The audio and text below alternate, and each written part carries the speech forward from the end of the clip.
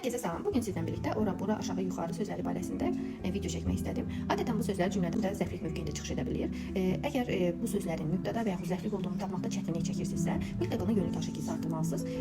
Necə? Gəlin izah edin. Məsələn, gəlin cümləmizi yazaq. Ora getdim. Gəlin sual verək. Hara və yaxud oraya getdim. Haraya?